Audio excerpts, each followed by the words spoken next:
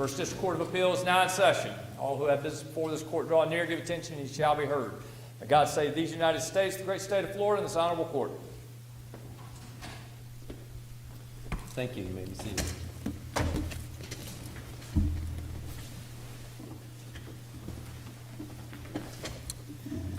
All right, we have two cases on our agenda this afternoon. The first case, case number 23-2284, Alana Megarejo versus Robert Seibert is the first case. Appellant's counsel, when you're ready.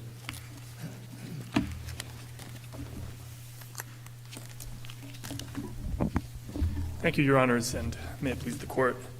My name is Andrew Greenlee, and I represent the appellant, Ms. Melgarejo. I'd like to reserve 5 minutes for rebuttal.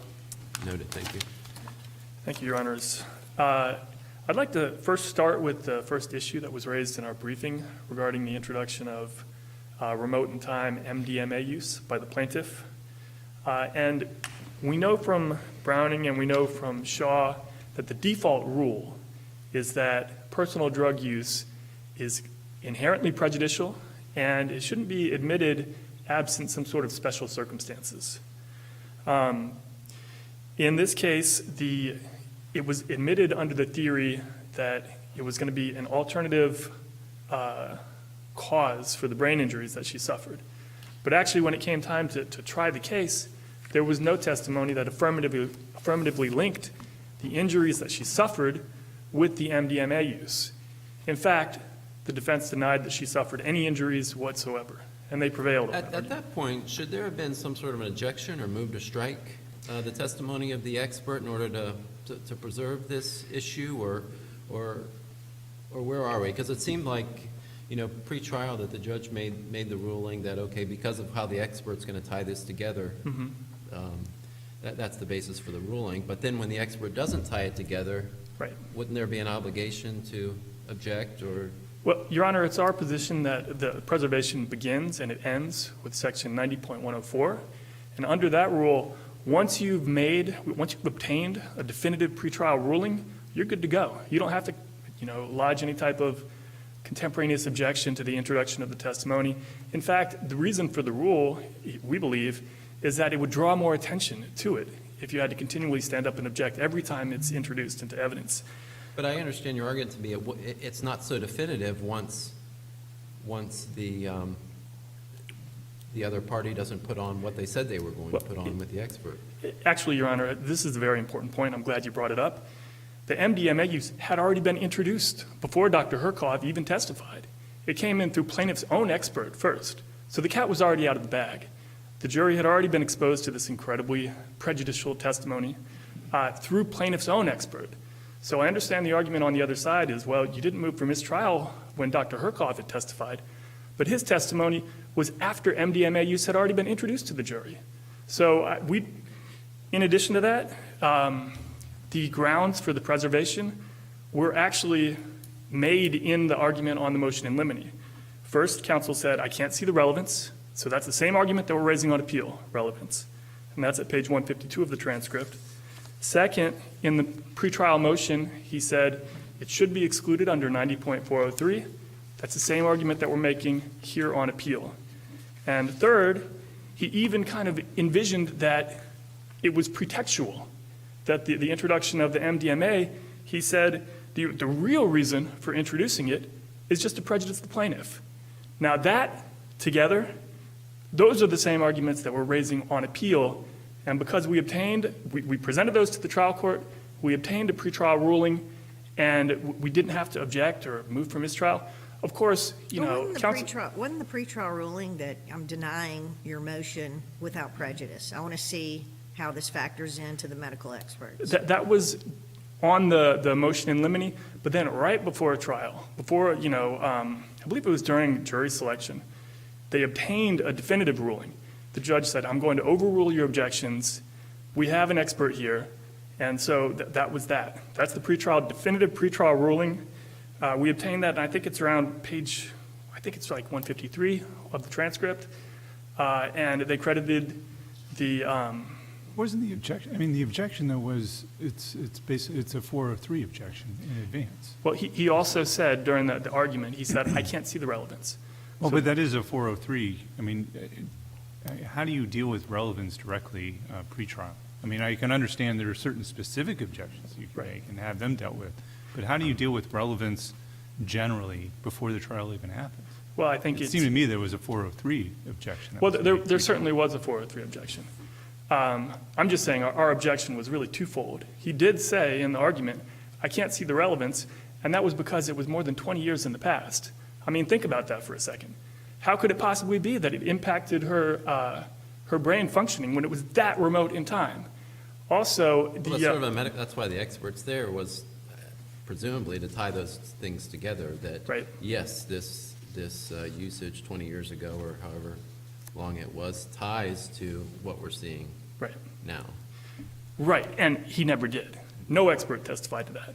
Well, what do we do with your Second Amendment motion for new trial actually seems to say that he did tie it together. Defendant's experts, Dr. Herkov, went to great lengths to convey to the jury that it was her remote in time ecstasy use that played a significant role in her current cognitive condition. So it seems like you're arguing something a little different here that you argued on your motion for new trial, which sort of conceded that he actually did tie it together. Well, Your Honor, that motion in new trial was prepared before the actual, I didn't prepare it. That was prepared before the transcript was actually ready and was prepared. And if you actually look at the transcript, there is no testimony. There's no causal link. My friend on the other side talks about testimony where he said something along the lines of, well, it could have impacted another person, a person generally could have memory issues because of this. So I guess what I'm hearing here is that the judge below never had this argument that there was that the expert insufficiently tied. Well, Because you even told the judge that he did tie it together and that was the problem. well, just to be clear, Your Honor, our argument is threefold. All of these arguments were made. Number one, it's irrelevant. Number two, that it's unduly prejudicial under 90.403. And there's no dispute that that argument was made and it was ruled on and overruled. And the third was that it was pretextual. See, the counsel said, and this is prior to trial, kind of anticipating that there would be no connection, the real reason for introducing it is to place prejudice upon the plaintiff. So we do disagree that it was insufficiently preserved. We think that it was preserved. We obtained a definitive ruling prior to trial. And again, the bigger point, though, and this should be decisive on this, it came in through our own expert first. So there can be no real dispute that it was objected to. We obtained a definitive ruling at the very least on the 90.403 issue, and then they questioned our witness, our expert witness, about the MDMA use. So it was. How did that expert know about the MDMA? It was there. I think it was listed in one of plaintiff's one of her medical records. Right. I think that so there was some notation in the medical record that 23 years I think it was prior to trial, she had used recreationally MDMA. So those are records that the plaintiff's expert had relied on to reach his opinion. That's right, and he ultimately So isn't that concluded. fair game then for cross-examination at the point to ask about evidence that or documents and information that the expert relied Well, on? we don't think it's fair game. We think it's subject to exclusion under 90.403. It might be one thing. Again, if you think about what the probative value of it was at trial, none. They said that she didn't suffer any injuries whatsoever. So the probative value drops out at that But point. that's at the back end. That's what one of the first questions was, well, Right. at that point, the circumstances changed, so now it's a different argument. Well, it's not a as to why different. it's 403. I mean, 403 in advance, you're balancing anticipated evidence, Mm-hmm. and then when you get into trial, if the balancing is put off balance because the probity has now been diminished because the defense case, the evidence didn't rely on that the same way, doesn't it change the circumstances and behoove you to then raise a new objection? Look, counsel, I suppose, could have. He could have over-preserved the issue, but look, 90.403 was squarely before the trial court. He said, it's over 20 years in the past that this recreational drug use took place. I think that it falls squarely within the normal rule, the default rule, that it should have been inadmissible, and the fact that they made a tactical and strategic choice to unilaterally diminish the probative value of their own evidence.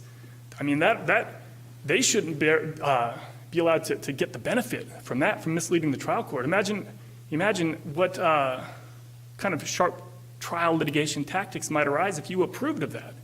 I mean, we should be the ones, having raised the issue, we should certainly be allowed to argue on appeal, as we are here, that the probative value of it was slight, diminishing, almost none. And then if you look at the prejudicial effect, it's incredibly prejudicial. We had 3 different experts offer testimony about it. Keyword search, I love the keyword search.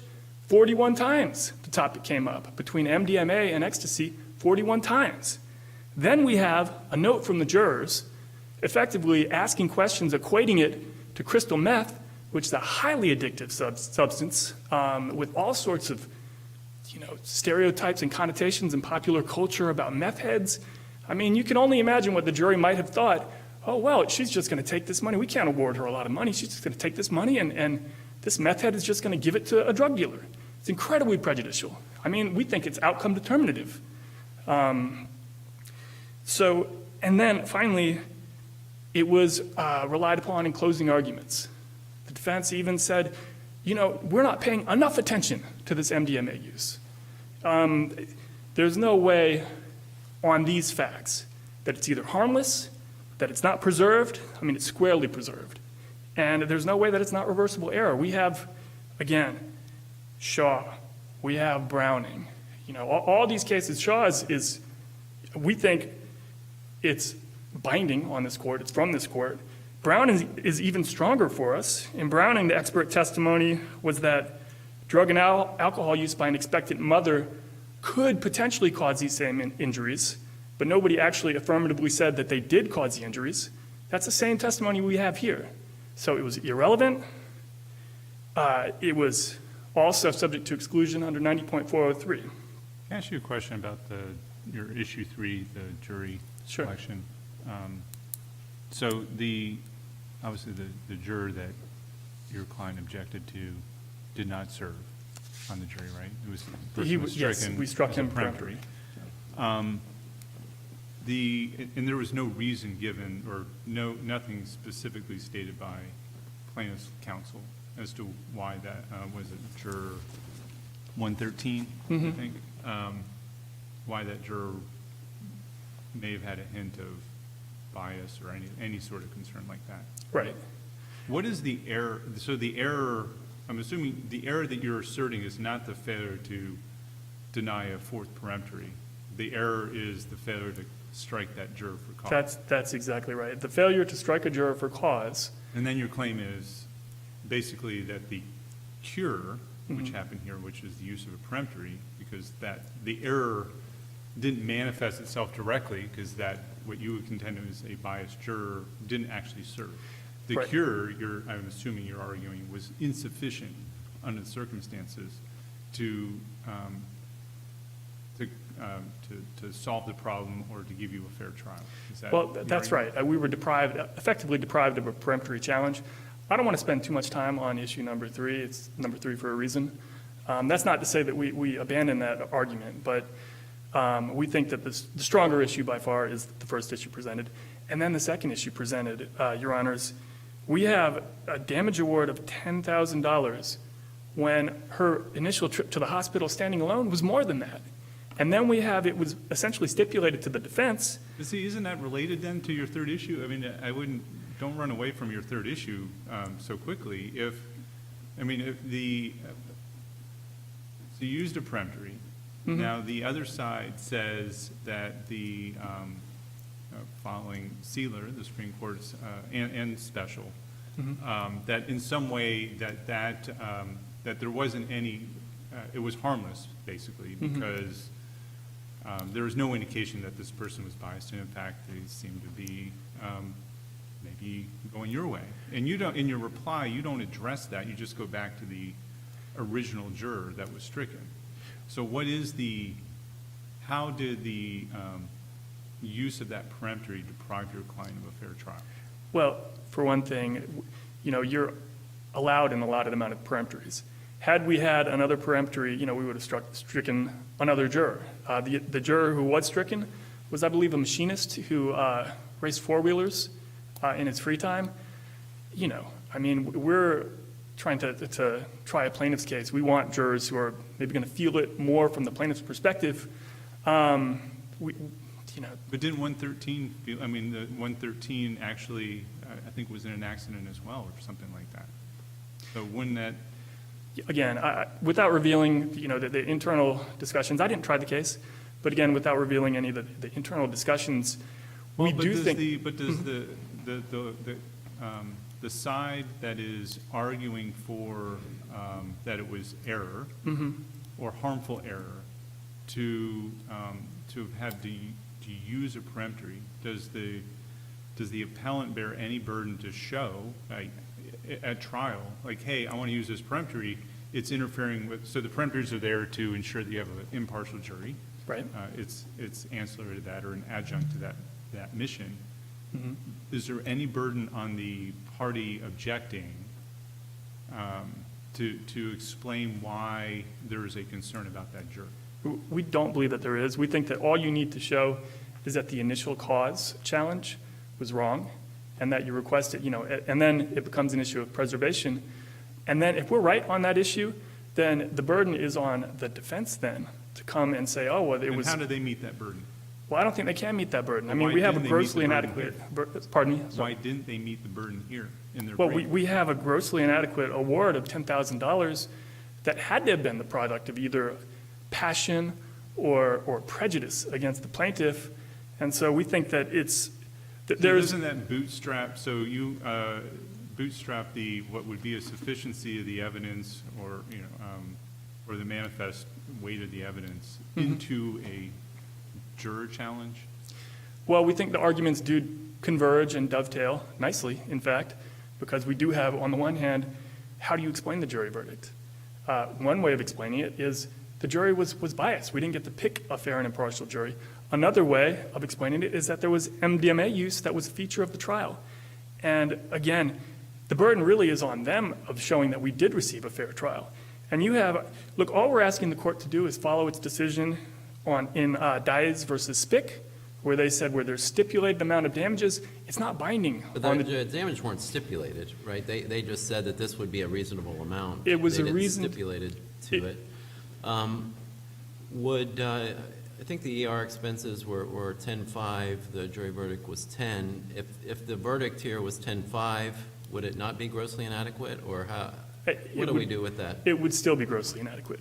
Again, by their calculation, around $30,000 would have covered it. So we're already talking about 3 times the amount of the jury award. And then whether you want to call it a stipulation or whether you want to call it the reasonable estimation of counsel as far as damages are concerned, their attorney also said for future medical expenses, we'll peg that around $100,000. So now we're at, it might not be stipulated, but it's their conservative estimate is $130,000. $10,000, we're talking about that's 13 times more. So it's grossly inadequate. There were thousands of pages of medical records. She suffered a traumatic brain injury. Of course, there was testimony. That's disputed, right? And that's That was what the jury is weighing, whether Right. there's really an injury here, or whether they're arguing there isn't no injury there. And there's some expert testimony along that line. So the jury has these couple of things to weigh. They have those things to weigh, but what gets in the way is this MDMA issue and the fact that we had to try the case against a jury that, in our view, wasn't fair and impartial. And, Your Honors, I've eaten into my rebuttal time. I'd like to sit. Thank you. Thank you, counsel.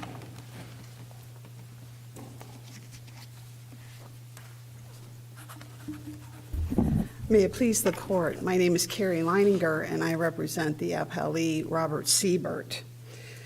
The objective evidence in this case painted a clear picture of a plaintiff who had been involved in a serious accident but was not injured. The plaintiff was assessed at the accident scene and was given a Glasgow Como scale score of 15 out of 15. She was taken to the emergency room at Shands, and Shands, wanting to fully investigate a possible brain injury, ran all sorts of tests, did a CT scan, it came out normal. They once again assessed under the Glasgow Como scale, and again came up with a 15 out of 15. They discharged her from the ER that night with no restrictions, no diagnosis of a brain injury. So what do we do And with without- this? I mean, I'm going to call it a concession during closing arguments where, during closing, your team says 32,000 is reasonable for past medical expenses, 100,000 for future medical, and then we've got a $10,000 damages request. I know in the brief, there was an argument that was made that a jury can sua sponte, reduce or discount medical bills if they feel like they're unreasonable. Is that your argument? Exactly my argument, Your Honor. A jury is always free to accept or reject the argument and testimony of the witnesses as long as there's a reasonable basis to do so. And in this case, there was an absolute reasonable basis to say after the plaintiff was treated and released from the emergency room, she didn't need anything else. And indeed, the plaintiff waited 9 days before going on to getting any other medical treatment, and that medical treatment was from a chiropractor. And so there was objective, clear evidence that the plaintiff did not suffer an injury. There was testimony from a radiologist who went through a list of about 10 films, and he said normal, normal, normal, no trauma-related injuries. So it's your argument not that a jury has the power to reduce medical bills almost under a technical basis. They can disregard a bill as treatment that wasn't necessary. There's a distinction there, so clarify that for me. First of all, there was no stipulation, I think as one of the judges pointed out, there was no stipulation that all of these medical bills were related. The trial transcript and the position of the defense throughout was absolutely consistent. She did not suffer an injury in this case. The medical bill summary was put in to say, listen, if you do think she suffered an injury and you're going to start awarding medical bills, this is our argument or our position as to what we think is reasonable. Would zero have been reasonable? I'm sorry? Would zero have been reasonable? Your Honor, there's scant case law. You just sort of said that once she was discharged, there was no further problem. Right. But that sort of... Your Honor, there's scant case law on that issue, but there's been some DCA opinions that suggest that, going to the emergency room is compensable. And the jury did award that. The jury was free to say, what, we Well, think... they came up short even there, right? There's a difference. That's correct, but the jury's free to reduce the medical bills. The jury is absolutely free to say what they think is reasonable as long as there's a reasonable basis for it. And so jurors know that what is billed amounts and what is actually paid amounts are vastly different. Anybody who's received an EOB for medical care knows that there's a difference. And so the jury was certainly free to reduce that. It's pretty close. It's $10,000. I believe, I don't know if it was in front of the jury or not, but even the plaintiff's attorney said it was $10,000. And so $10,000 is consistent with her visit to the emergency room. But she gets discharged from the emergency room with objective findings that she was not injured. I think she was complaining of hip pain and leg pain, and that was it. She was discharged from the the jury also had to disregard your own expert's testimony that she came away with PTSD. Is that right? Yeah, there was testimony from one of the doctors who said based on her subjective complaints, she might have PTSD. But as we all know, diagnosis based on subjective complaints, if the jury ends up determining that the plaintiff is not credible, then the jury is then free to disregard that expert's conclusion that was based on subjective complaints. And the defendant's primary focus throughout this trial was impeaching the plaintiff's witnesses. And the defense impeached virtually every one of these witnesses. Either their testimony was not consistent with prior deposition testimony, or they hadn't reviewed records that they should have. And then the plaintiff herself was impeached with a surveillance video that contradicted her claims that she couldn't drive, she had difficulty lifting things. It showed her driving a car, it showed her cleaning out her car, it showed her lifting furniture. And so the jury saw a surveillance video that painted a very different picture of what the plaintiff had tried to convince this jury of. The plaintiff's voc rehab doctor was impeached on the claims of wage loss. The voc rehab expert said she's going to be this great massage therapist, she's going to earn in the 90th percentile, and hadn't even reviewed the tax returns to show that the plaintiff was earning around $15,000 to $30,000 a year and was nowhere near the 90th percentile. She was working 25 hours a week before this accident, and her primary job was going to music festivals to provide massage therapy. And so there was just a real lack of credibility in all of the plaintiff's witnesses. And the defense put on a CME doctor who was very credible. He's a neurosurgeon. He had been a neurosurgeon during the Gulf War in a frontline hospital and had extensive experience with TBI. Only 10% of his income is derived from medical legal work, and only a third of that is from the defense. And so this doctor gets up there, says, I examined her, I reviewed her medical records, she was not injured in this accident.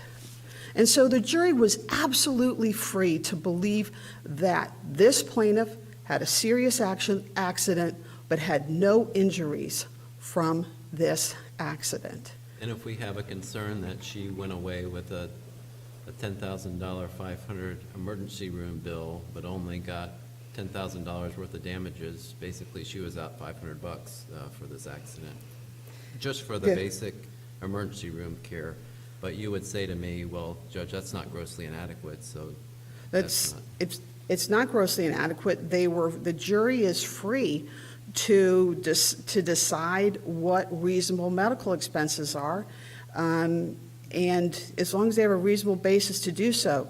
And they were free to say, you know what, we think this is a little too high for the emergency room bill, and so it was just a little short of it. But they awarded her $10,000 for that initial, presumably, I mean, there wasn't a special interrogatory on the verdict form, so we don't know exactly which bills they were paying, but presumably they were paying for the emergency room bill, and the jury was absolutely free to use their own common sense. They're told to do that. The jury instructions tell them to do that, and that's what they did in this case, following all the objective MRI films, CT scans, all the objective medical data that was in this case.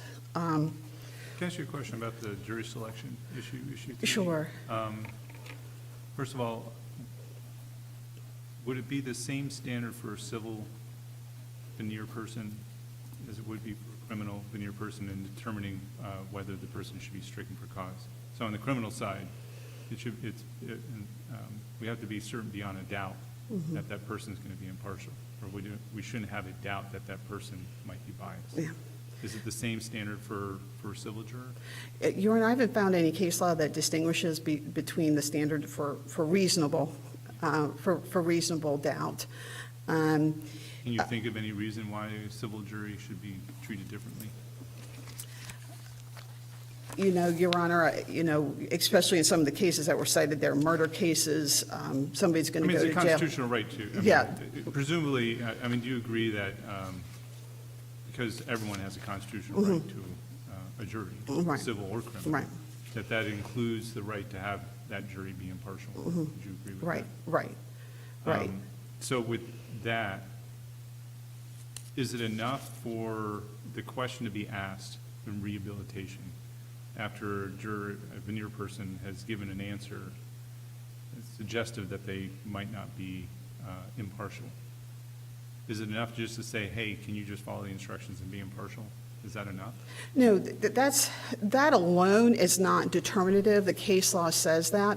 But the Florida Supreme Court in Morantz versus State goes through a pretty lengthy analysis of this issue. And they divide jurors into sort of two categories: jurors who may have a bias, and that's jurors who have a bias based on a personal experience, a personal life experience.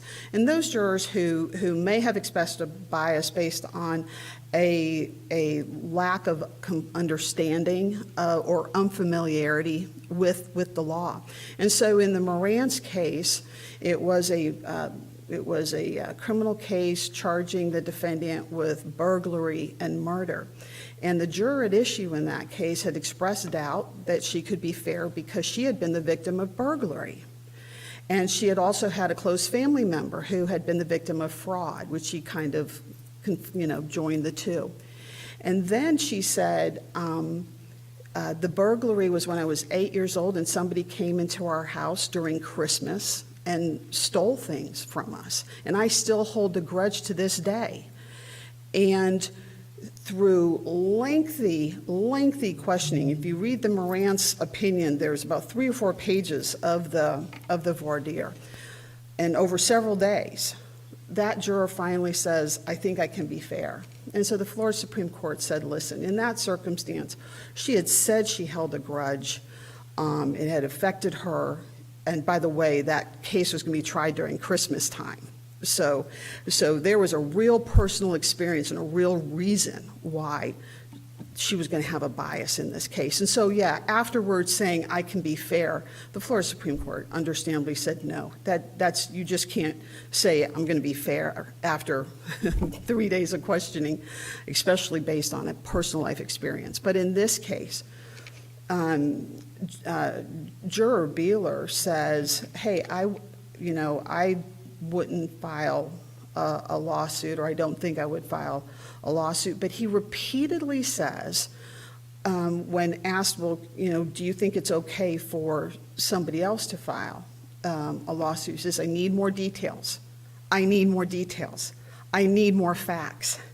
And then he finishes up by saying, the plaintiff will have to prove more than the defendant, ultimately making a correct statement of what the law is. The plaintiff is going to have to prove more. Well, that's the law. The plaintiff does have to prove more than the defendant.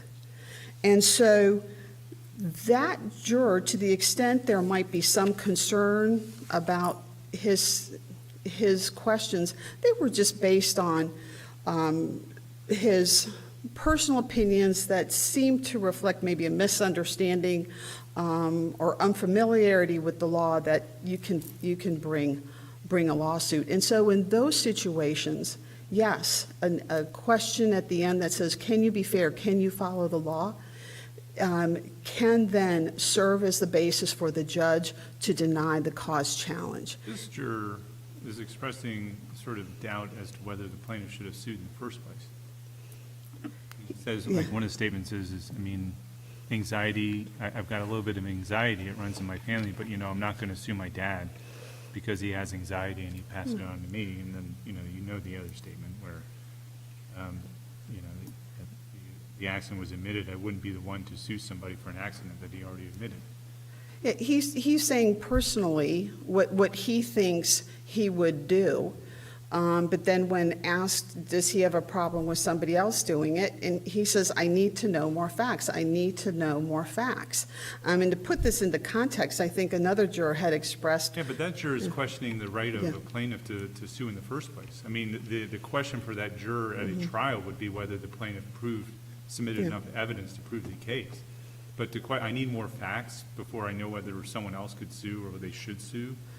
That sounds to be different than, I think when, remembering that the standard review here is abuse of discretion, and that to give the trial judge a great deal of deference with her superior vantage point in this case. And when you read through the voir dire, you can tell this judge was paying attention. She took notes. She talked about her notes. When she referred to her notes, if you go back in the transcript, she is getting it right every single time. She had granted the plaintiff several cause challenges, granted the defendant several cause challenge, denied each of them several cause challenges. She was very much paying attention and has a superior vantage point to assess whether she thought that juror had a bias that could not be set aside.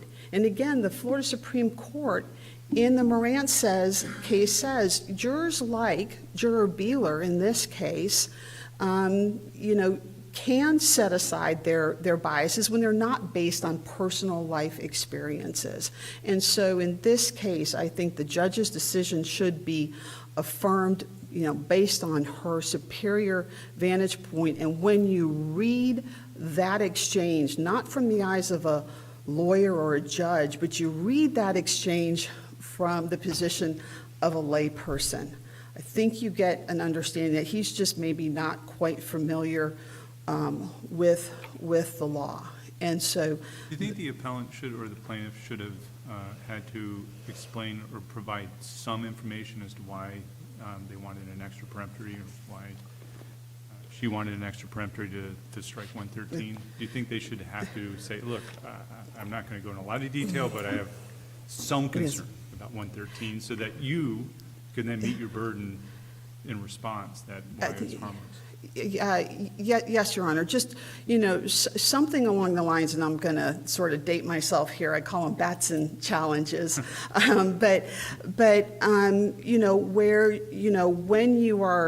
when the concern is raised that a party has it's like a legal challenge, right? Yes, has challenged somebody because of race, or sex, or some other protected class status, then the party that wants to exercise that peremptory has to give a brief explanation of the reason why. And so similarly, I think in this case, saying, hey, I want to strike this juror because I guess, as the other side said, he races trucks or whatever. There was nothing, in the transcript that suggested that this was a juror who had a bias. The plaintiff had not moved for cause to strike this particular juror, and there was a lot biographically that matched up between the plaintiff and that juror. They both were self-employed. They both had been in car accidents. And so there was nothing that looked like, well, that's why they want a peremptory. They want to get rid of this juror. This juror could be a real problem for them. And then judges, just briefly on the MDNA issue, it wasn't properly preserved. The judge did not make an error. During that pretrial ruling, the judge said, based on the representation that there's going to be an expert who connects the MDMA to the claimed brain injury, I'm going to allow this testimony in.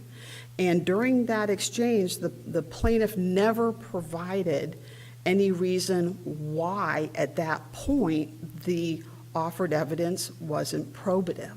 So the judge's decision was correct. And then during trial, if the plaintiff believed that the evidence did not come in as it had been represented, then under the Powell decision and under the Manhard decision, the plaintiff at that point had to object, move to strike the testimony, and make whatever other motions the plaintiff wanted to make. They didn't, and so they did not preserve that issue for appeal. Because this verdict was based on sound, objective evidence. We ask that it be affirmed. Thank you. Thank you, Counsel. Mr. Greenlee? Thank you, Your Honors. I have a lot to get to here. With all due respect to my friend on the other side, the initial Glasgow Coma Scale was 14 out of 15. It wasn't a perfect score. Second, Dr. Oceanic, there was a CT scan dated May 4th, same day of the accident, that showed, quote, area of soft tissue edema, which indicated that there was, quote, some sort of blunt force trauma at the head at that point. A subsequent MRI showed, quote, post-traumatic scarring in the frontal and posterior frontal area of her brain. There was objective evidence. Dr. Oceanic was the preeminent expert that testified at trial. Don't forget the defense called them the dream team. He's one of the preeminent physicians on brain trauma medicine in the whole entire United States. So the suggestion that there was all the objective evidence was in their favor is just false. The jury is not free to ignore hospitalization or subsequent medical treatment. That's the Diaz versus Spick case. Ultimately, Your Honors, choices have consequences. Yes, wait, you've run, Yes. once again running away from issue 3, and it Yeah. seems like after Seidler, the Supreme Court has made it super easy Right. for a party to succeed on a for-cause challenge. And so with the respect to harmless error, it sounds like if you can make the case Right. that that person, the juror, should have been stricken for cause, there's not much more that you need to do. But in this instance, the appellee has actually given an explanation. They've looked at Yeah. the record and said there's no indication that this person was biased. Does the burden then shift to you, or is that just not enough? No, Your Honor, and if I might, I'm completely out of time. If I might respond? You may answer. Yeah, 3 things on issue number 3. First of all, we're not running away from the issue. We're just here with limited time. Second of all, with respect to your question, under Seidler, there is a distinction between civil and criminal, but the only distinction is that in criminal, it's per se harmless error versus civil. Now, the burden is on them. Once we've shown that there was a denial of a cause challenge that was improper, the burden shifts to them to show that we got a fair trial, and I don't And they think... did that, didn't they? I mean, why did they not do that in their answer brief? Well, if you think about it, why did they not do that in their answer brief? Yeah, they addressed it. Yeah, well, they certainly didn't carry the burden of showing harmless error. I mean, again, we have a grossly... Is there preponderance of the evidence? I mean, No, they have to prove beyond a reasonable doubt that the error was harmless. There's no way they proved that. We haven't... The damages award didn't even cover her cost of going to the hospital. Look at her car. It flipped multiple times. It was a wreck.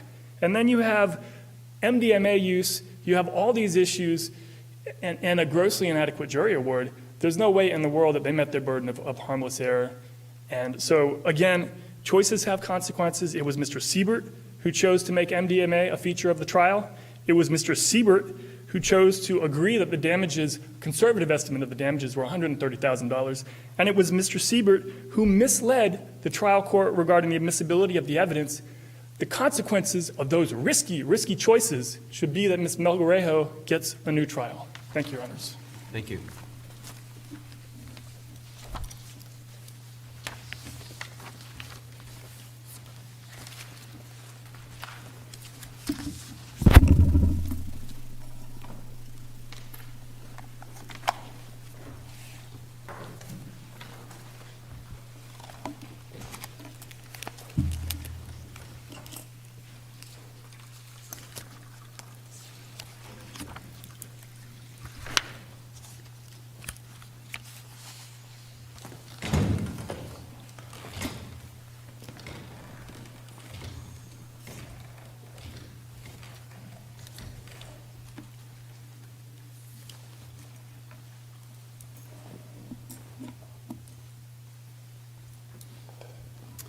All right, our second case this afternoon is case number 23-2990, Southwest Airlines and Sedgwick CMS, Inc. versus Paulo Webster. Appellant's counsel.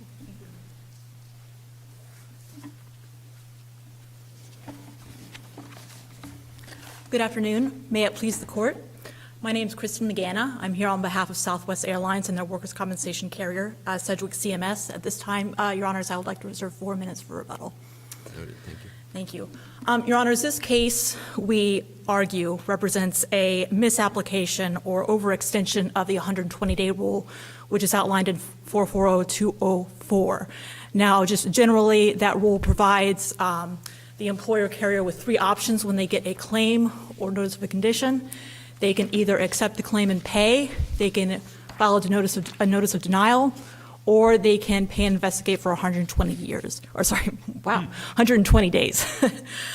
In this case, Your Honor, the judge below found that by virtue of the employer carrier treating a compensable left leg injury over the course of several years, and then once it traveled or once it became apparent on the right leg, had not issued a denial before that time, but rather right after the right leg was assessed for treatment, that condition was accepted under the 120-day rule, and the employer carrier was obligated to pay ongoing treatment. Now, for purposes, the facts, Your Honor, as in regard to the claimant, Ms. Webster's treatment, are not entirely in dispute. Again, this is a 2011 date of accident. Ms. Webster was in the course of her employment when she suffered a traumatic injury to her left shin. That shin promptly resulted, or that injury rather, resulted in a lesion, a wound in the left shin, and that, Your Honors, is what we argue was treated over the course of the next 12 to 13 years. Now, there's a lot of medical records and evidence that have been discussed. What's the difference between hepatitis and PG? Well, they're very different conditions, Your Honor. In this case, PG is somewhat unique because it manifests in different areas of the body, as we've learned in the case. Now, in this case, it did not arise until she suffered. What's the body part involved in hepatitis? Hepatitis C is a blood disorder, to my understanding. Obviously, I'm not a doctor, Your Honor, but it is my understanding this is a blood disorder. PG, pyodermic gangrenosum, is an autoimmune condition that often manifests in skin lesions. In this case, it happened to arise or manifested as a result of a traumatic injury to the left shin.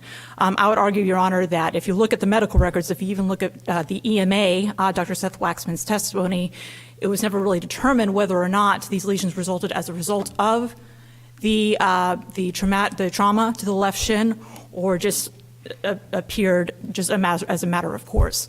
There was some explanation. But he did acknowledge and say, within a reasonable degree of medical certainty, there was no pre-existing history, that this, following this accident and the cut to the shin and the wounds, that's when the PG was activated, or I think the term was incited, correct?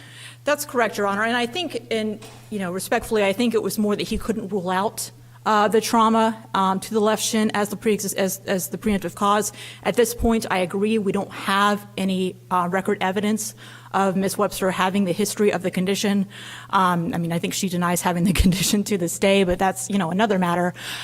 Really, when it occurred or when it was first noticed was afterwards as she was treating for the shin. Now, what's important for our purposes, Your Honor, is at all times what was treated was the same area of the trauma to the body part, right? And so I think everyone acknowledges that for 13 years, what was treated was the left leg. Ms. Webster, at hearing and at all times, has insisted that she had continuous symptoms to the left leg starting in 2011 up until even the time of the hearing last year in 2023. I'm sorry, Chief. I was just going to follow up. What makes this case different from Bynum if the hepatitis in that case, the PG in this case, were both, I guess arguably in Bynum, were both precipitated with the injury? Well, Your Honor, I don't think there was any discussion at that point that hepatitis was precipitated by the injury. In this case, we have him just happening to be diagnosed with hepatitis afterwards. And that's in Bynum, I mean. In our case, there's discussion throughout the medical records and ultimately by Dr. Seth Waxman, the EMA, that this trauma might very well have caused this PG to manifest. Now, our argument, in terms of why our case is distinguished from Bynum, is that in Bynum, it was a physical injury. It was a motor vehicle accident where he sustained physical injury. So the employer care started treating that. At the same time, they started treating hepatitis, which was a completely separate, unrelated, obviously, blood disorder. And they continued to treat that until, obviously, after the 120 days, and then they denied it. So the fact that the hepatitis could have been introduced, and I'm just reading from this, because he was lying with open wounds after the truck accident, that mud might have infected him with the hepatitis. That's sort of beside the point, or I shouldn't read anything into that. Yeah, and I did see that, Your Honor, and obviously I agree that's what the case says, but I think in that case, there really wasn't any medical discussion about that. You know, here we have medical records that suggest this could have been caused by it, you know. I mean, I think there was just a question by the employer early on in Bynum. Here, I think we just had continuous symptoms at the same site involving where the traumatic injury occurred as where PG is. Now, in terms of kind of your point, Judge Tannenbaum, in terms of the difference is PG manifests itself separately throughout all areas of the body in sort of skin disorders, skin lesions. I thought hepatitis in some way, I mean, literally, if you translate the Latin, involves the liver. Isn't that inflammation of the liver in some way? Is that what hepatitis is? Yeah, Your Honor, I think it might be. I think that is one of the ways, you know, one of the damages it causes to the body is the liver. I mean, here, though, why it's been, you know, treated, why we've continued to treat it, and why this has come up, because this injury resulted in a laceration to the shin, and she just started receiving wound care for that at all times. We would argue, Your Honor, that, you know, this condition she's had, if you look at the medical records, it's been caused several different things: crush injury, abscess, lesions, cellulitis, hyperkeratosis, C. diff, osteomyelitis, and then, of course, pyoderma gangrenosum. Well, let me ask you to clarify for me. The way the issue is framed in the briefs, and you've used the word previously, it's whether the JCC improperly extended the 120-day rule. Can you give me some clarification on what you mean by extended? Now, is that either, number one, that you're arguing that the 120-day rule ran from initial provision of benefits, or 120 ran from the immediate documented diagnosis of PG, or are you moving that or using the extension semantic to mean it's 120 days from when the right leg first appeared on a medical record? So can you make a distinction with that and tell me exactly what your argument is? Yes, sure, Your Honor. It's probably the better phrase or term we're trying to argue is just a misapplication. We argue it should not have been applied in our scenario to basically make the PG compensable, because what we've been treating is the wound to the left leg. We argue it should not be applied for a new manifestation, a new arisal of symptoms related to this PG in a completely separate body part. That is essentially our argument. We're saying that the 120-day rule should not bar us from denying an entirely separate body part, a different manifestation of a condition, when we've been treating a wound in one. So the manifestation of the right leg, that's what you're arguing, 120 shouldn't apply to the right leg? That's correct. All right, so a couple of questions. And looking back at the medical records, et cetera, you were paying for an authorized treating physician who gave some treatments for the neurogenic pain. I think there was a argument whether it was RSD. There's what I call the old, it's now changed. Right. The old RSD. we CRPS, used to correct. know, and neuropathic pain. But there were some injections provided, and I think there was even a spinal block provided that I assume treated both the left and the right leg. But this whole time, there's documented right leg, and there's treatment being provided. So from the time that the right leg appeared in medical records as what you indicate is a new symptom, how many days between that surfacing and when the first denial, whether it was in a response to petition or a filed denial, how much time elapsed before a response in some way from the employer carrier?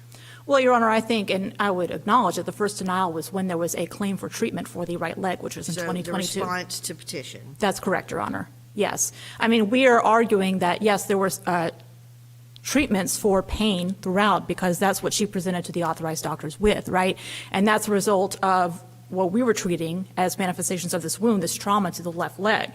Now, that, again, manifested in nerve pain, mobility issues, again, the skin lesions, and that was what we were treating the entire time. Once there was a referral for the right leg, and as you pointed out, Your Honor, that was initially described by the pain management doctor as CRPS or RSD, whatever your preference is, that is when that was denied, because the left leg, the left shin, is what had been accepted as compensable, not another body part. And So then the appellee is arguing guess. The point of dispute, one of the points of dispute here is the appellee claims that this autoimmune condition can count as a separate injury for purposes of determining compensability.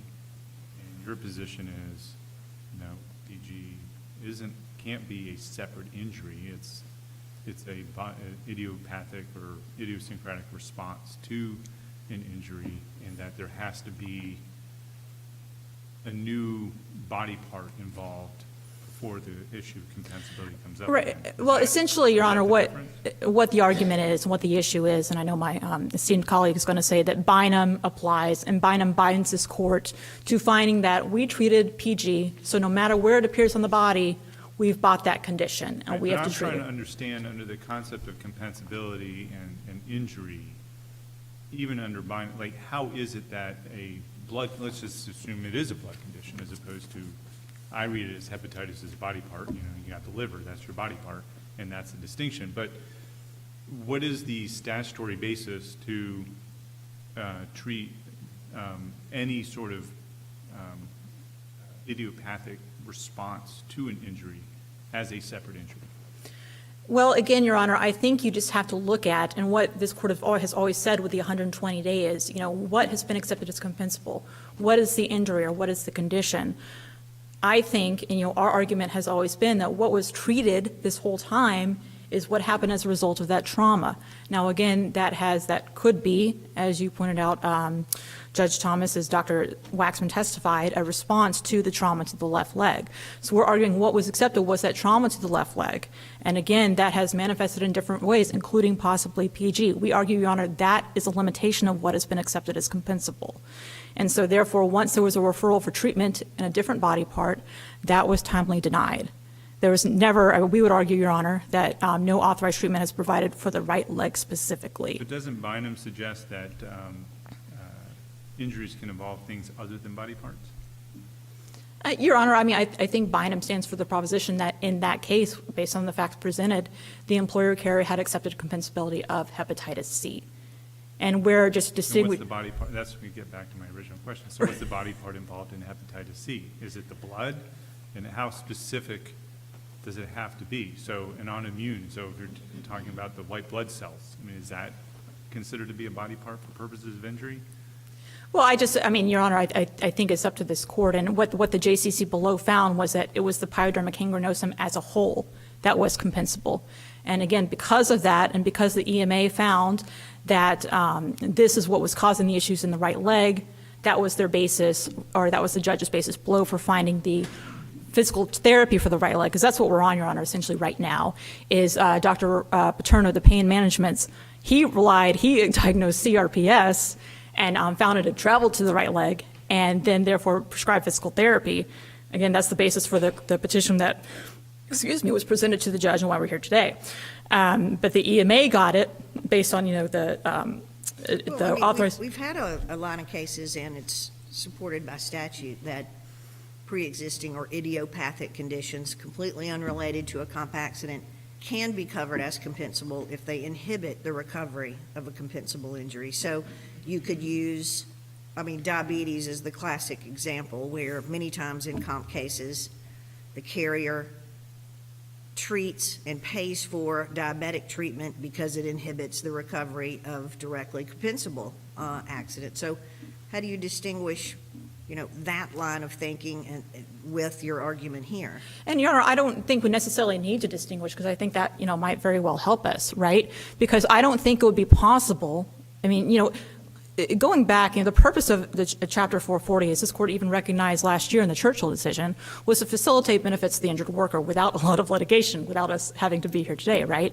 And, there was no time, I think, we could have distinguished the two, this left leg and the PG, because it was all so intertwined. And I know that I'm probably borrowing language from another subject, but I just don't think we could have just been filing denials, because at no time was there a break in this treatment, right? Well, I think it kind of goes back to the policy behind 120-day rule and why you see 120-day in the most complex circumstances occur when there's some form of exposure element to it. For example, here, a hit on the shin that could have introduced infection, you know, exposure to chemicals, things like that. And because we have such a heightened exposure standard for claimants to show, and it's got to be timely notice if you have to do testing to show what those exposures are, you know, that's why the policy behind this 120 days to give an injured worker notice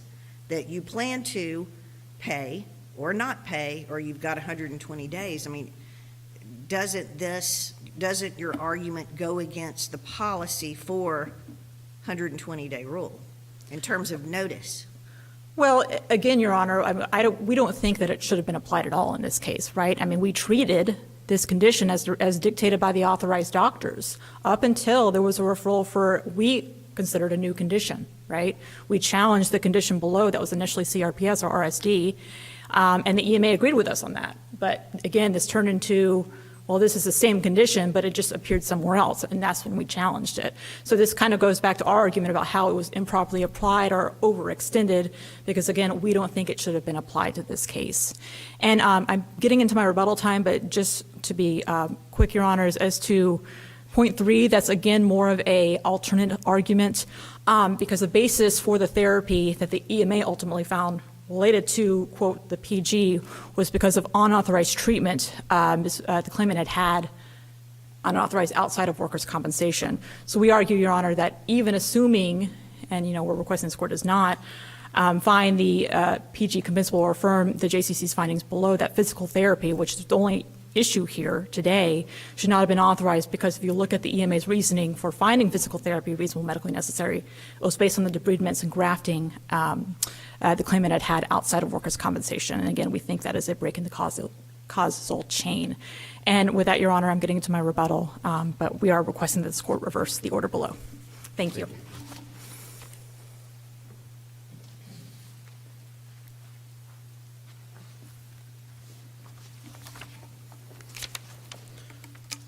Your Honors, may it please the Court, I'm Mark Tobey from Coral Gables for the appellee, Paola Webster.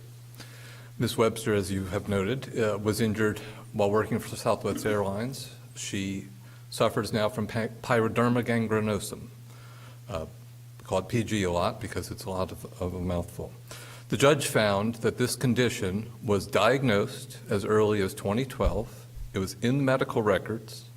There's a specific medical record from the dermatologist indicating that it was discussed not only with the patient, but with the case manager.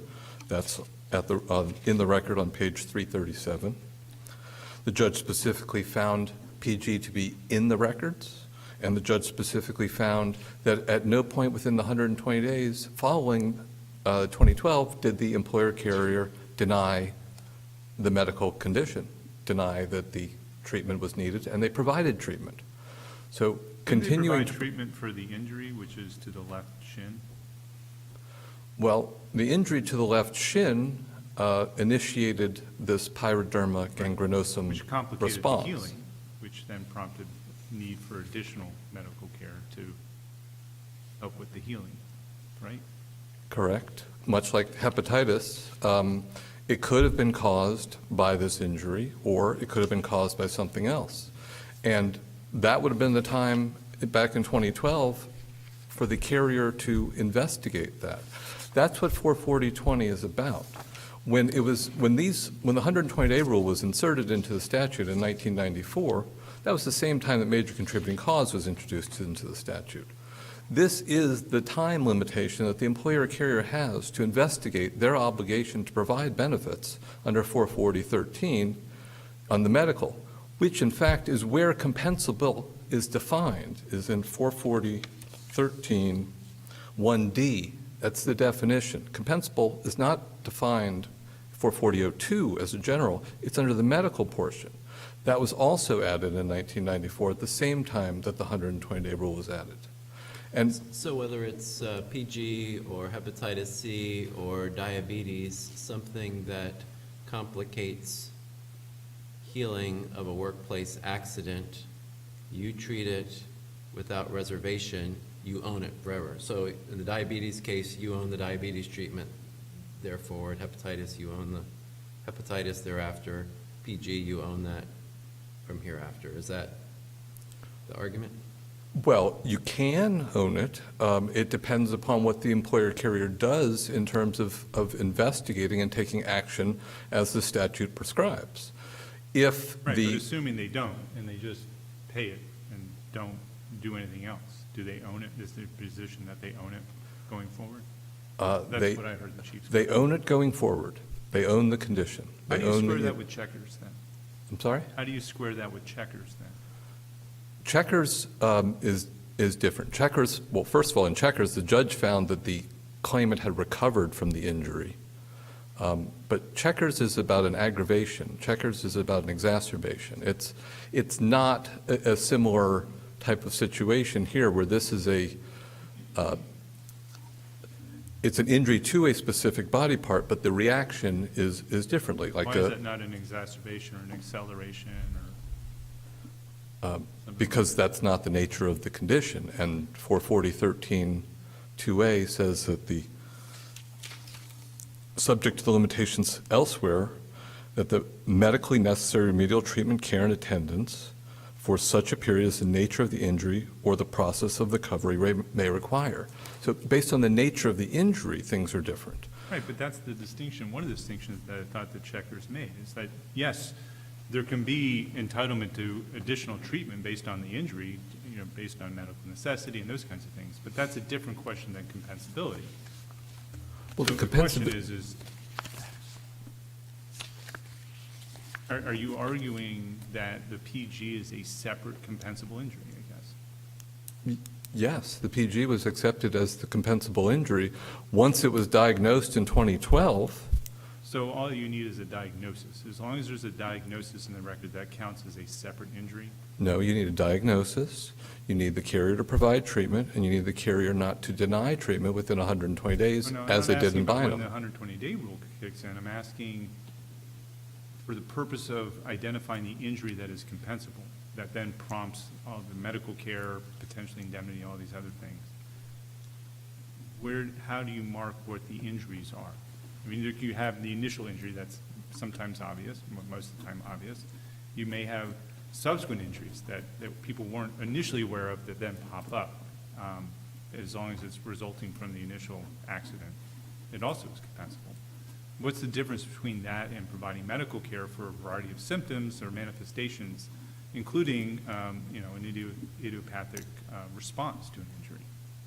Well, the difference is the legislature understood that there needed to be time limitations for the carrier to investigate whether or not they had an obligation to provide care, and that's where the 120-day rule comes in. I would distinguish Checkers myself as different from this type scenario where our line of cases and the statute, to me, say there's a difference in a pre-existing idiopathic condition that is accepted or treatment is authorized for after an on-the-job accident if that pre-existing unrelated condition inhibits the recovery of the compensable injuries. That's one set. That's a Checkers.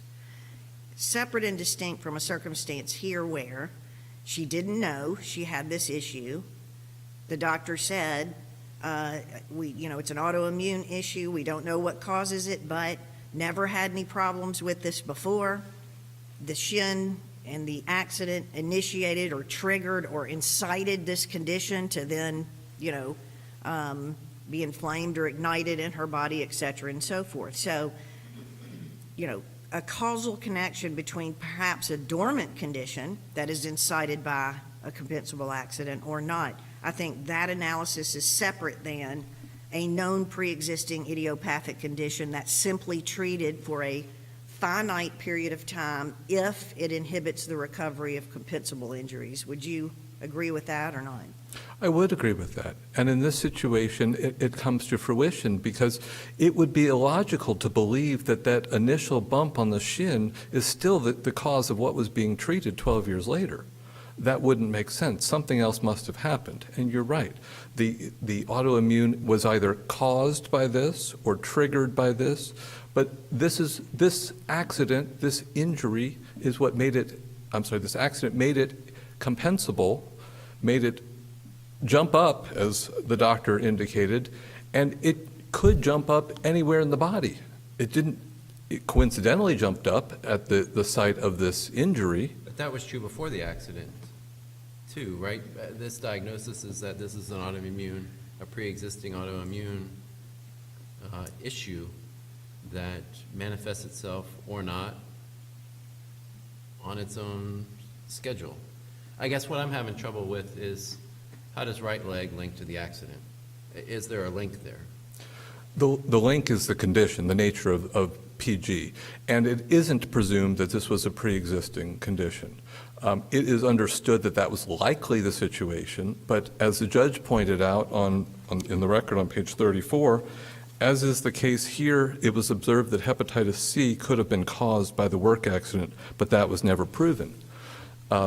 That's supported by the deposition testimony of the EMA, who indicated that the trauma is one of the things that can cause the pyoderma gangrenosum. So this accident may have been the cause of the autoimmune condition. Is that significant? If this was a pre-existing condition, then your case loses, but if there's a potential cause, as in Bynum, a potential cause with the accident, then that No. gives the claim life. No, it actually reiterates why the legislature put the 120-day rule into effect, which is because there need to be time limitations on these things. It's not right for the claimant to have to try and go back 13 years after an accident, 12 years after an accident, and to try and prove that things are related.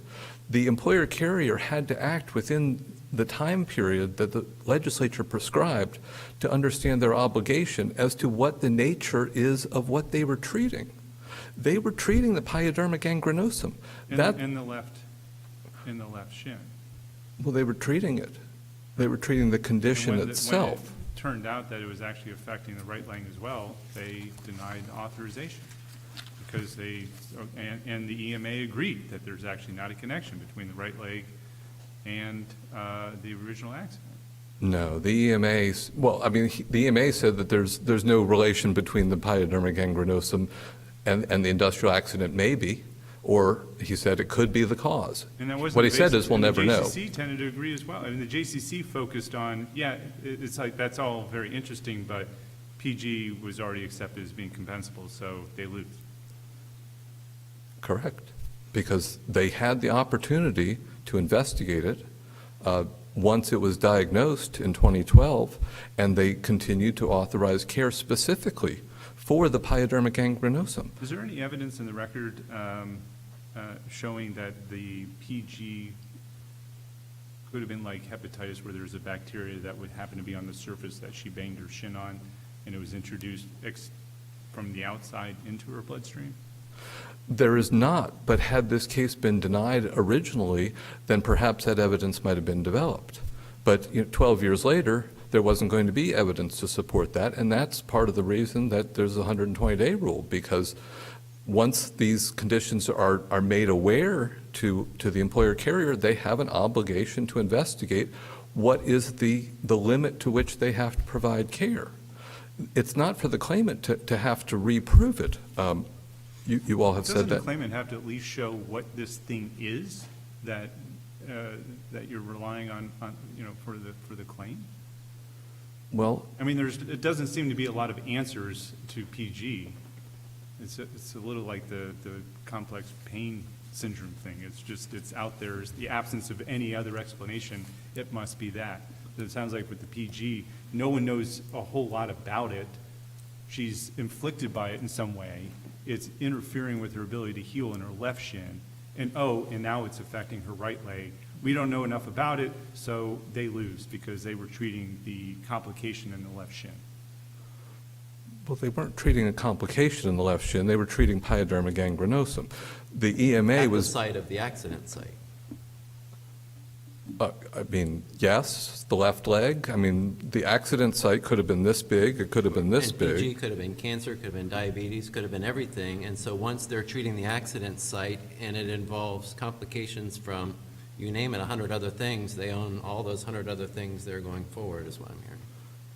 But in this case, there is no other thing. If you look on page 337 of the record, It's the sole diagnosis that the dermatologist has. It's pyoderma gangrenosum. And then it says the presumed etiology, natural history, prognosis, and treatment options were discussed with patient and caseworker extensively. Appears clinically to be a lesion of pyoderma gangrenosum. Cannot state if this lesion is directly due to a work injury. I don't know what more they would need to be put on notice than that that's the only diagnosis that's involved. And from that point forward, they continued to treat the condition. The condition is pyoderma gangrenosum.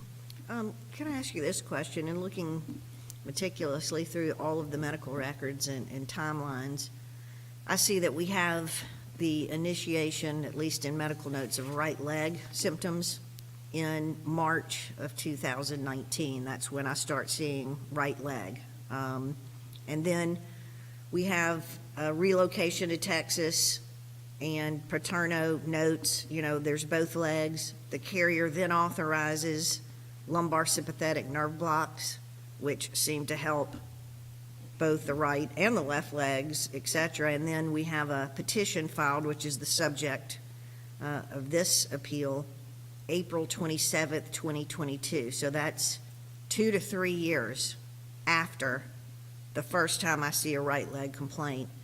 And then we have a response to petition saying we are not paying for anything for the left leg. So based on that timeline, is there an argument, as far as you're concerned, that even if you looked at this from 120 days being triggered by the first mention of right leg, separate and apart from whether it's PG or right or left leg, that the 120-day rule, if we applied it to when the right leg starts in March, they blew that one too?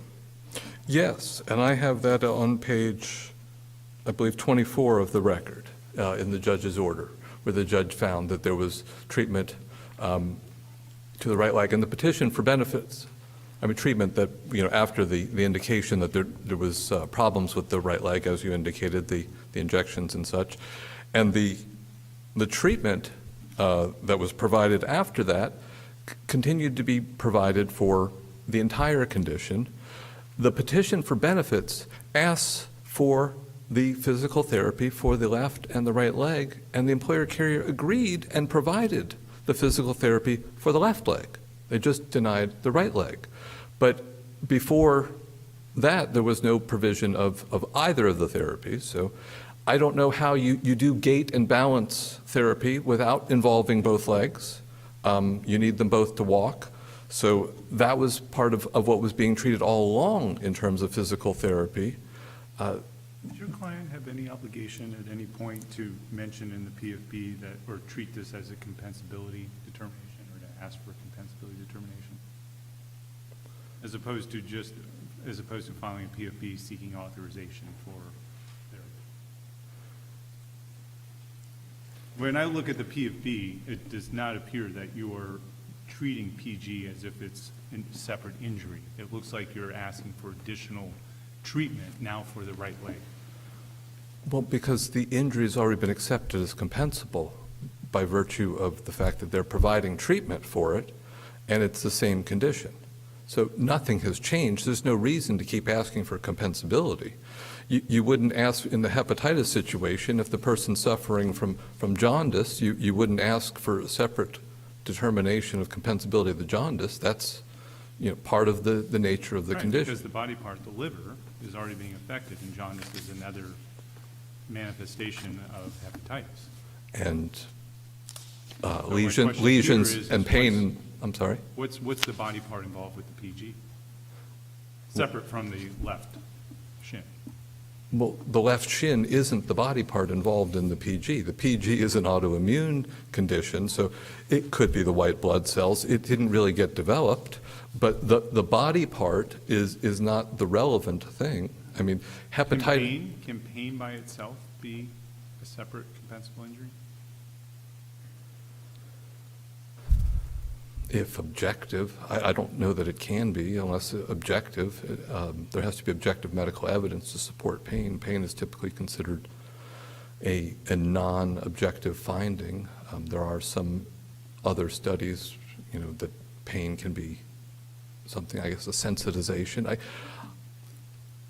I don't know the specifics. I think it could be under the right circumstances, but I mean, the reason I ask is, so let's say, there's accepted compensability, an injury is accepted as being compensable. Let's say it's the left knee.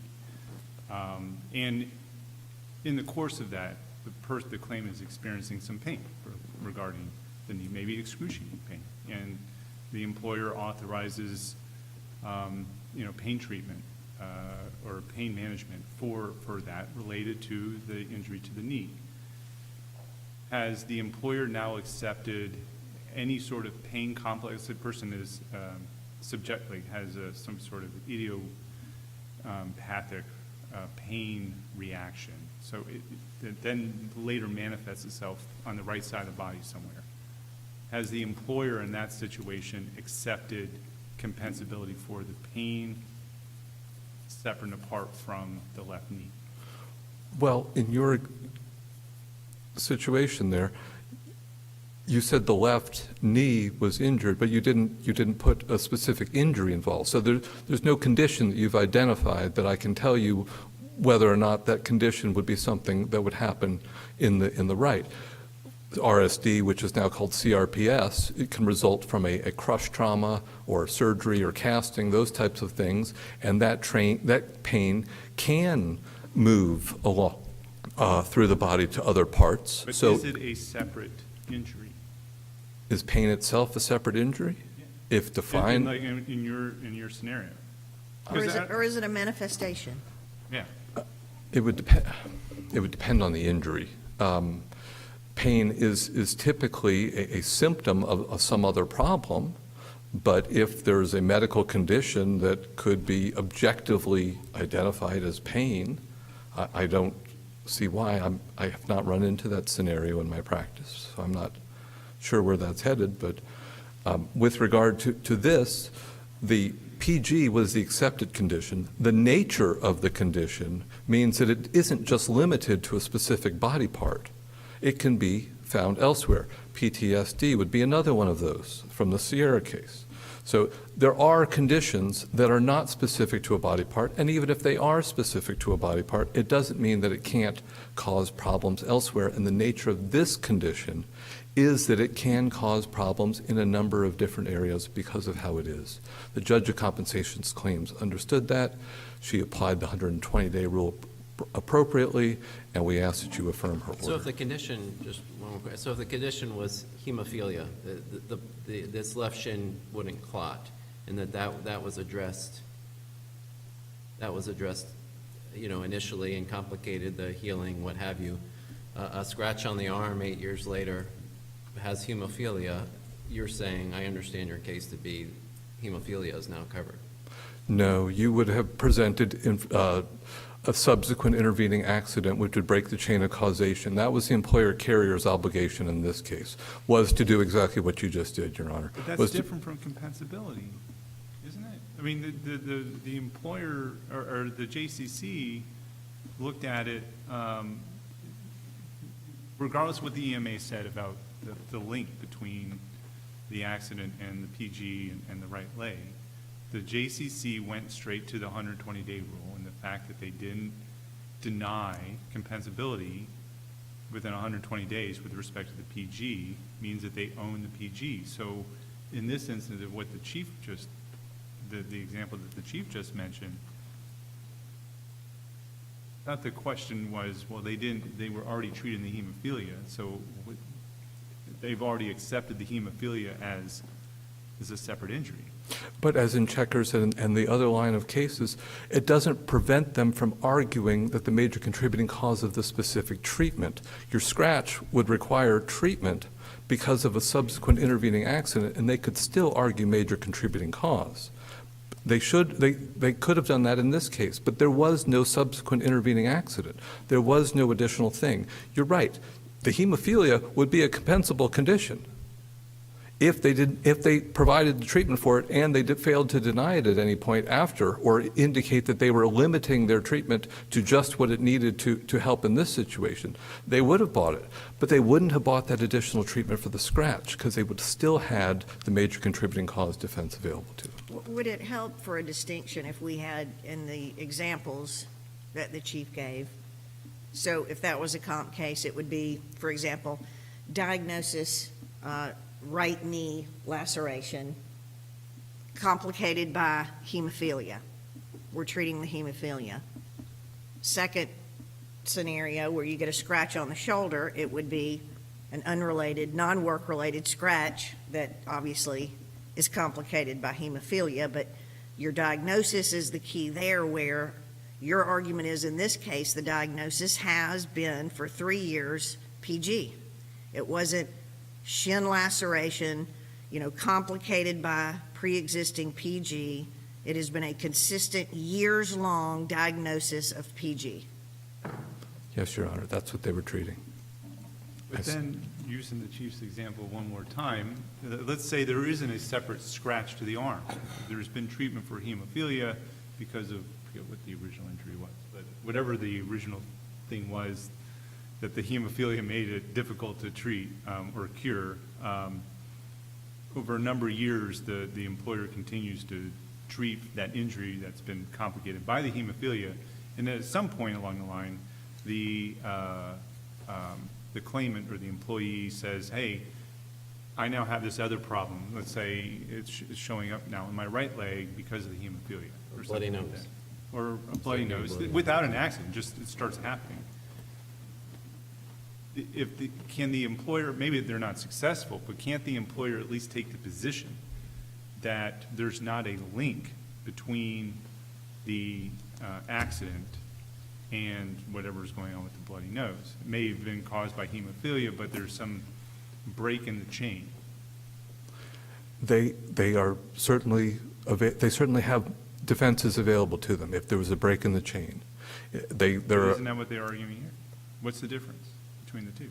Well, the difference is, like Sierra, you can't use the original condition and say that that's the break in the chain.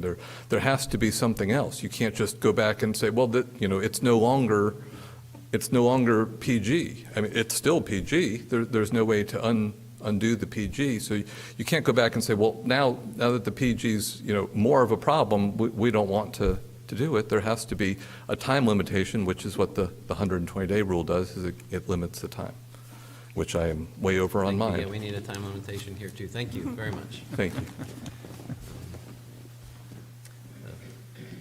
Collins Counsel, and let's add 5 minutes to her. Thank you, Your Honors.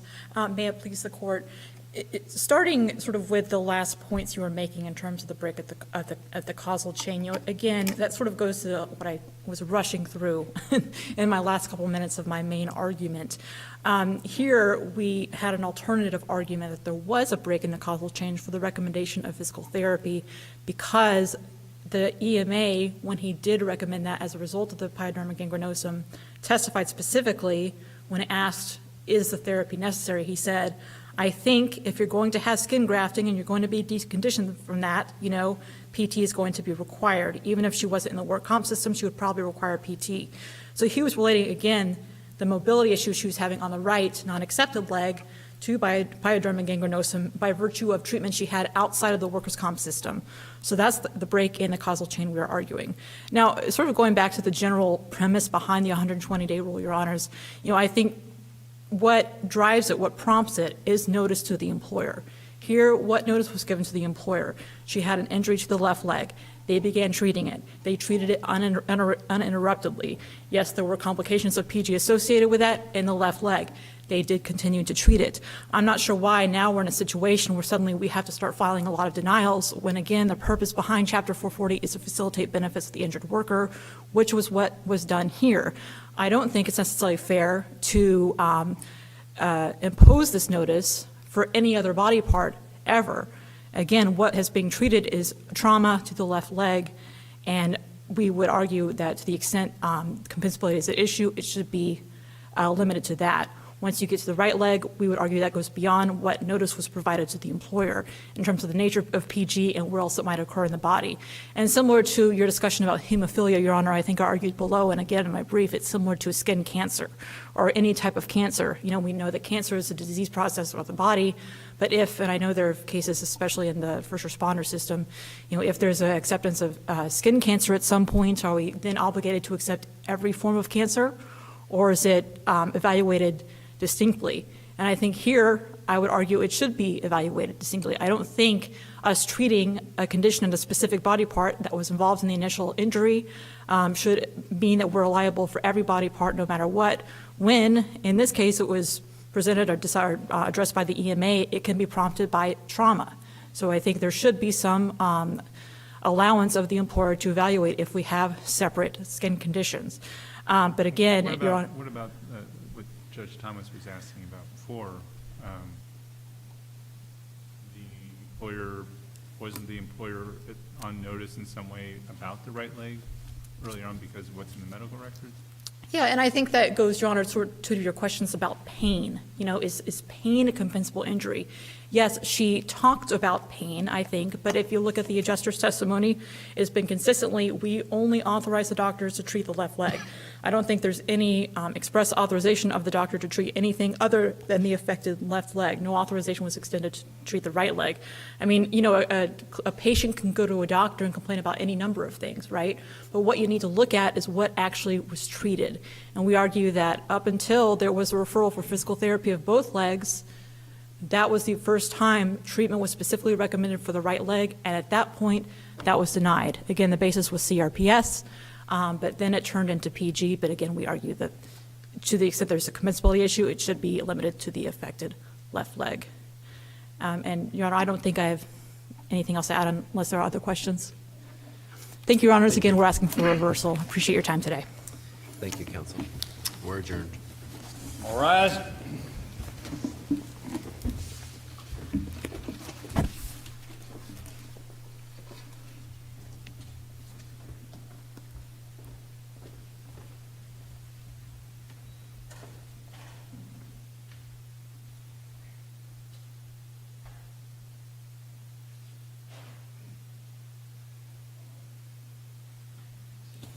Marshall.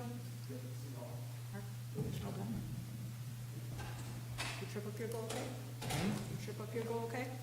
You trip? Good. You drive up? Yeah. Not very long for me. I live on the west side of town too, so.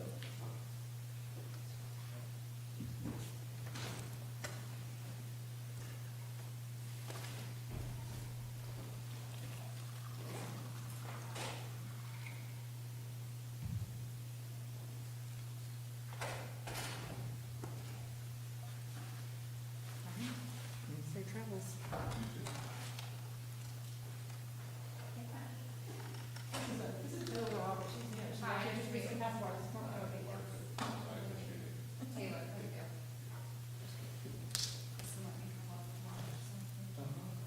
Yeah, you know, everything is by Zoom now, and she has so many opportunities to see a lot of things, like, wow.